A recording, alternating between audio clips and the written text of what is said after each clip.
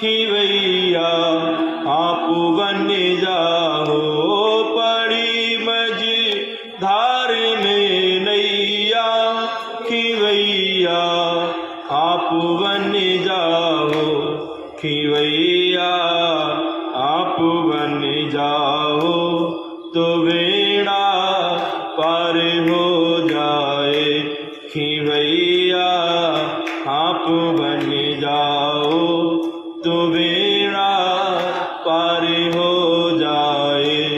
पकड़ लो हाथ बनवारी, नहीं तो डूबे जाएंगे, हमारा कुछ न बिगड़ेगा, तुम्हारी लाज जाएगी, हमारा कुछ न बिगड़ेगा, तुम्हारी लाज जाएगी, हमारा कुछ न बिगड़ेगा, तुम्हारी लाज जाएगी। बोले कृष्ण कन्हैया लाल की जय, लक्ष्मी नारायण भगवान की जय, उमा महेश्वर भगवान की जय।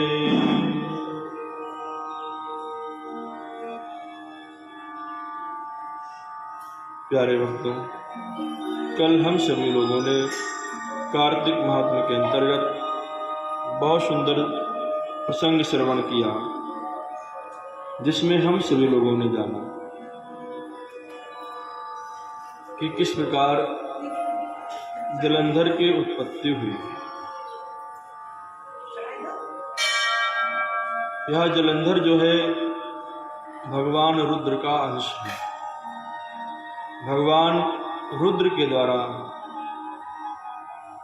इसकी उत्पत्ति होती है।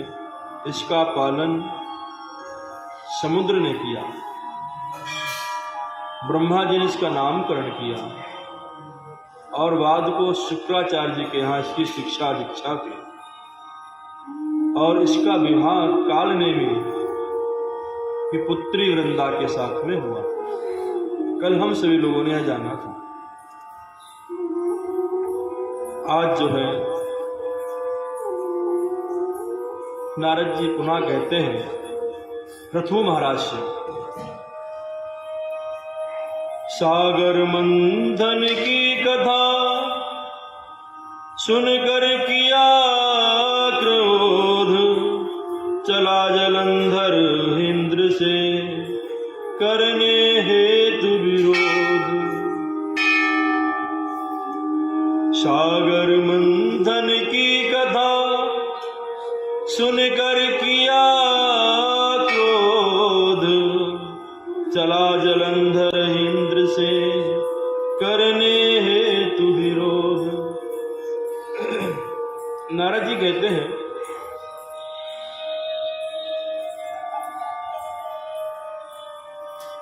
देवताओं को जीत करके जो देवता जो राक्षस पाताल में जा बसे थे,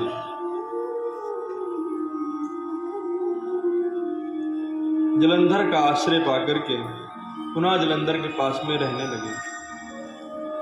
एक दिन की बात है, जलंधर ने शुक्राचार्य से पूछा, गुरुदेव मुझे ये बताएं, ये राहु का सिर क्यों कटा हुआ है? ये राहु का सिर क्यों कटा हुआ है? क्या कारण है? इसका सिर किसने काटा? शुक्राचार्य जी ने कहा, जलंधर एक बार की बात है, जिस वक्त देवताओं ने दैत्यों से मित्रता की और दैत्यों के साथ में बड़ा भारी छल किया गया, सब देवता आकर के बोले कि भैया हम और तुम एक ही पिता की संतान हैं, हम तुम भैया भैया ही तो हैं, फिर हम लोग आपस में क्यों लड़ते रहते हैं? ऐसा करो, समुद्र के अंदर अमृत छिपा हुआ है और अनेक प्रकार के रत्न छिपे हुए हैं, यदि वह अमृत हम लोगों को मिल जाए तो हम सब लोग पी करके अमर हो जाएंगे। फिर तुम हमें मारो, हम तुम्हें मारे, ना तुम मरने वाले और ना ही हम मरने वाले, हम दोनों में से कोई नहीं मरेगा। बात देवताओं के समझ में आ गई। ठीक है देवताओं, लेकिन ध्यान रखना भैया, हमारा भी उसमें हिस्सा लगेगा, फिर बाद को आप लोग की धोखा मत दे देना। दैत्यों ने कहा देवताओं से। दैत्य देवता दोनों लोग राजी हो गए और समुद्र का मंथन किया। उसमें से 13 रत्न और 14वां रत्न अमृत निकला। बंटवारे को लेकर बड़ा भारी देवासुर संग्राम हुआ और भगवान नारायण ने बाद को अमृत का बंटवारा किया मोहिनी रूप धारण करके। शुक्राचार्य जी कहते हैं तो उस वक्त देवताओं की लाइन में ये हमारा राहु भी लग गया था जाकर के। और जब देवताओं ने भगवान को इशारा किया, देखो ये देवता नहीं है, ये दैत्य है, तो भगवान नारायण ने चक्र के द्वारा उसका सिर काट दिया। तो राहु और केतु 2 बन गए। लेकिन उसकी मृत्यु इसलिए नहीं हुई क्योंकि वह अमृत का पान कर चुका था, अमृत उसके अंदर प्रविष्ट हो चुका था, इसलिए उसकी मृत्यु नहीं हुई, अर्थात अमृत गले से नीचे उतर चुका था। लेकिन सर काटने के पीछे एक कारण और भी था। जब इंसान के पास दिमाग होता है ना, तो वह बहुत अधिक कार्य कर सकता है। लेकिन अब सर अलग कर दिया गया, अब सर के बिना धड़ कैसे काम करेगा, दिमाग तो उसके अंदर है ही नहीं। और जिसके पास दिमाग है उसके पास धड़ नहीं है, तो इसलिए 2 भागों में विभाजित कर दिया कि ज्यादा देवताओं को तकलीफ ना हो। भविष्य में देवताओं को सुरक्षित करने के लिए भगवान ने राहु और केतु 2 बना दिए। भगवान सब कुछ जानने वाले हैं, अंतर्यामी हैं।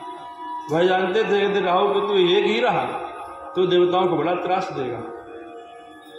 देवताओं को त्रास ना हो, ये त्रास ना दे पाए, इसलिए 2 भागों में इसे विभाजित कर दिया गया।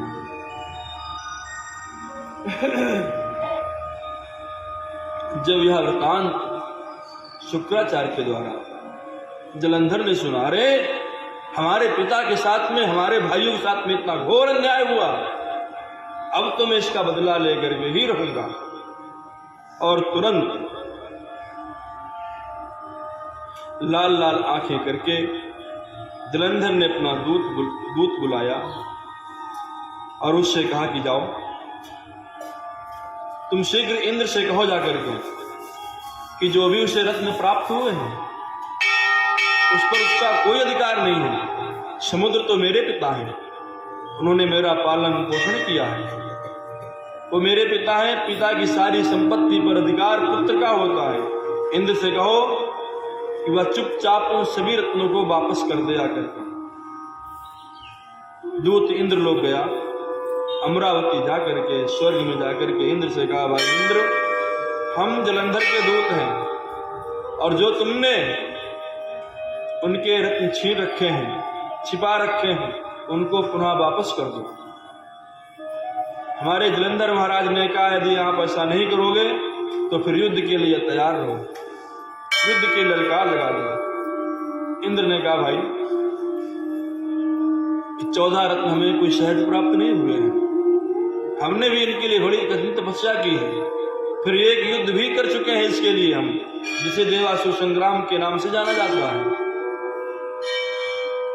और तुम्हारा जलंधर का पिता है सागर, हम उसका मंथन कोई ऐसे नहीं किए हैं।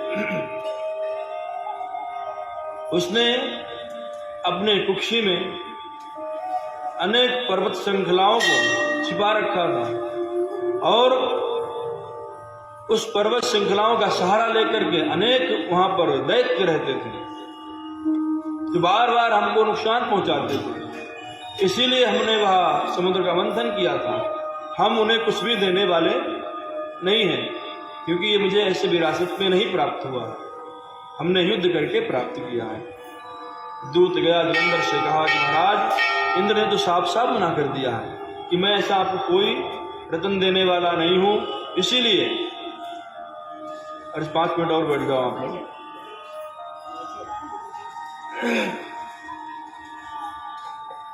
इसलिए आप कुछ और विचार करो। अब जो था जलंधर ने कहा ठीक है, तैयारी करो युद्ध की। और जलंधर कुछ सेनाओं को लेकर के वहां जाकर के इंद्र को ललकारता हुआ इंद्र की अमरावती में प्रवेश किया। उस वक्त सब के सब देवता लोग जो थे इंद्र के साथ मिलकर के जलंधर से युद्ध करने लगे। वहां पर इतना घमासान भयानक युद्ध हुआ कि रक्त की नदियां बहने लगी, दैत्य लोग मारे जाने लगे, देवता भी मारे जाते थे। दैत्य देवताओं की मृत्यु से वहां की भूमि लाल हो गई। लेकिन शुक्राचार्य जी के पास एक मृत संजीवनी विद्या थी, उस विद्या के द्वारा वो सारे दैत्य अपने जिंदा कर लिए। देवताओं के गुरु बृहस्पति ने देखा कि सारे दैत्य पुनः जिंदा हो रहे हैं, तो वह द्रोणागिरि पर्वत पर गए, वहां जाकर के संजीवनी बूटी लेकर के आए। जितने देवता खत्म हो गए थे, मर गए थे, उन सब देवताओं को पुनः जीवन दान दिया। जब यह कृत्य जलंधर ने देखा, जिन देवताओं को मैं मार देता हूं वह पुनः जीवित हो जाते हैं, इसके मतलब कोई ना कोई गहरा राज है। अपने जाकर गुरु शुक्राचार्य से पूछा, महाराज हम देवताओं को मार देते हैं, देवता पुनः जीवित हो जाते हैं, इसके पीछे क्या कारण है? शुक्राचार्य जी ने कहा, जलंधर ये देवता ऐसे मरने वाले नहीं, इनके जो गुरु बृहस्पति हैं वह द्रोणागिरि से पर्वत पर जाकर के वहां से संजीवनी बूटी लेकर के आते हैं और इन देवताओं के मुख में डाल देते हैं, पुनः जीवित हो जाते हैं। तब फिर क्या था? वह जलंधर गया और जाकर के द्रोणागिरि पर्वत को उठा करके लेके आया और समुद्र में फेंक दिया कि अब देवता कोई जिंदा होने वाला नहीं है। जब यह दृश्य बृहस्पति ने देखा तो तुरंत देवताओं से कहा, देवताओं अब तुम सब सतर्क हो जाओ, अब मैं तुम्हें जीवित नहीं कर पाऊंगा, अगर तुम मारे गए तो मैं जीवित नहीं कर पाऊंगा, इसलिए सतर्क सब के सब हो जाओ। देवताओं ने पूछा, क्या हुआ महाराज? उन्हें जिससे हम तुम्हें जिंदा करते थे वह बूटी को इस जलंधर ने लाकर के समुद्र में फेंक दिया, अब वह बूटी नहीं बची है। देवता लोग बेचारे सब के सब भाग खड़े हुए और जाकर के अनेक गुफाओं में छिपने लगे और जलंधर निर्भय होकर के अमरावती में इसने कब्जा कर लिया, अर्थात इंद्र के लोक पर इसने कब्जा कर लिया और इंद्र के लोक पर रह करके इंद्र आदि के अधिकारों को स्वयं ही ग्रहण करके उनका उपभोग करने लगा, स्वयं इंद्र बन गया और देवता लोग बेचारे भागे भागे गिरी कंदराओं में छिपने लगे। बृहस्पति ने कहा, देखो देवताओं, क्या ऐसे ना तो मरने वाला है, क्योंकि यह भगवान शिव के अंश से उत्पन्न हुआ है, क्या शिवांश है, जलंधर कोई साधारण नहीं है, इसे ऐसे कोई मार नहीं सकता है भगवान भोलेनाथ के सिवा, इसीलिए सब के सब जो है गिरी कंदराओं में जाकर के छिप जाओ, जब प्रभु कृपा करेंगे तभी कुछ हो पाएगा।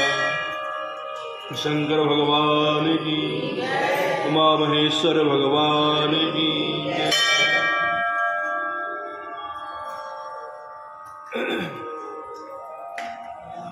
हो करता रहूं गुणगान, मुझे दो ऐसा वरदान, हो करता रहूं गुणगान, मुझे दो वरदान, तेरा नाम ही लेते लेते, तेरा नाम ही लेते लेते इस तन से निकले प्राण,